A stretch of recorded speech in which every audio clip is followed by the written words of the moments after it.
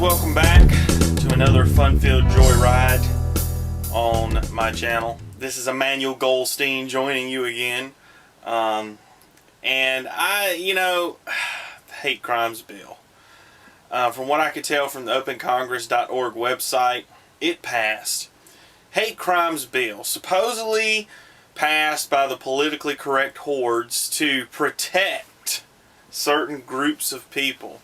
First of all, if you read the bill, it's not designed to protect anyone. The whole purpose of the bill is to be able to convict people, make their sentences longer, actually. Has nothing really to do with the conviction. It makes your sentence longer if they can establish that the crime you committed was for a person's religion, color, creed, I forget the whole list. But basically, if you're part of a particular group and you were attacked because you were part of that particular group, then of course they could then extend the sentence on a person, making it more severe. They would have to stay in jail longer, etc., etc. Now that's the way I understand it. I can stand corrected if anybody knows different. Now, let me say a few things about this. First of all, this is paving the road towards your denial, you being denied freedom of speech. I think in other countries it's been pretty well established where this has come about. It has always led to the denial of freedoms for certain groups of people. Because think about what people are doing here. Hate crime. What are you being convicted for? You're being convicted, or your sentence being extended based on your thoughts. It's called thought crime. Okay? Anybody read 1984? I saw a statistic recently that says 43% of people lie about having read it. Well, I have not read the whole book. I'm halfway through, currently reading it right now. Bought a copy of it in the airport a few weeks ago. And I know a lot of people that read it in high school, but they can't seem to regurgitate much of it to me when I ask them about it. So I would encourage, so far it's been a great read, and it's been very scary, let me just say that, of how similar things in our country that are going on to the concepts in there. Very scary. But my point is, when a person, and this goes back to the original problem I have with the hate crimes legislation. First of all, the act is already a crime. Okay? In other words, what happened to Matthew Shepard and other people, whether you're homosexual or black, nobody's endorsing violence against you that has any kind of common sense, and no true Christian would.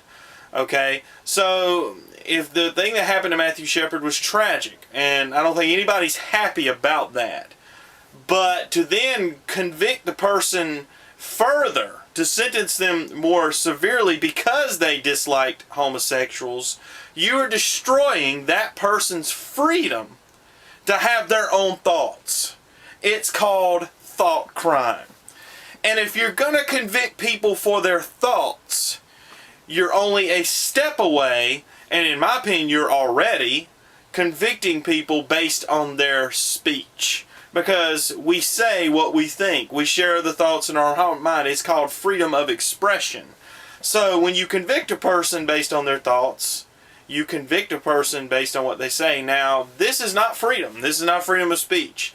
I think racists and bigots are silly, stupid, and they're morons. Okay? However, don't they have the freedom to be that way? Again, someone could accuse me of defending them. I'm not defending them. I think racists are stupid. I think the Ku Klux Klan are morons. And I also think the people on the other end of the spectrum from the Black Panther Party are just as racist. We're the new one, not the old one.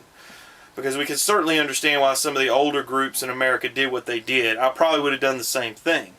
But the point is, you have all these groups that are all racists. And I think they're morons. And I dislike what they teach and say.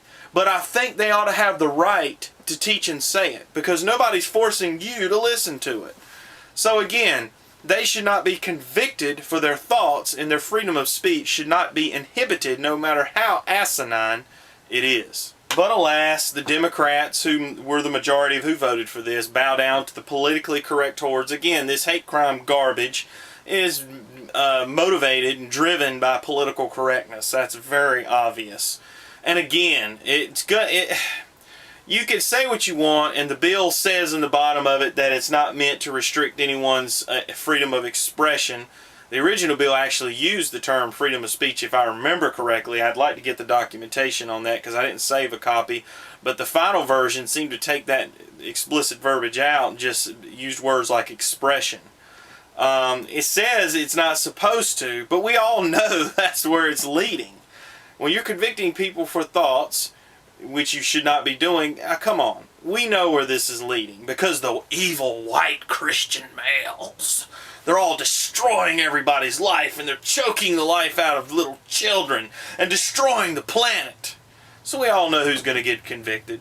Because it's just, and I have absolute proof of this happening in Canada, where religious groups now they can't say certain things without someone, hurt my feelings, and a bunch of sissy cowards, politically correct cowards, run to the government. Oh my God, he said that our lifestyle was wrong. Hey, you big baby, grow up.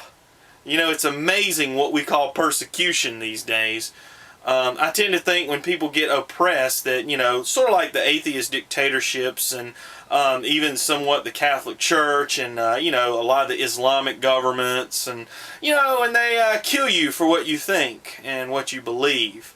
That's oppression. A pastor in a pulpit preaching against homosexuality or transgender lifestyles or any of these things because the Bible says so, he's not preaching that people should go out and hurt them, because that's not what the Bible teaches. Read Luke, where Jesus said, when the disciples said, hey, these people didn't listen to us, should we go burn down their city or something like that? They were going to do something bad to them.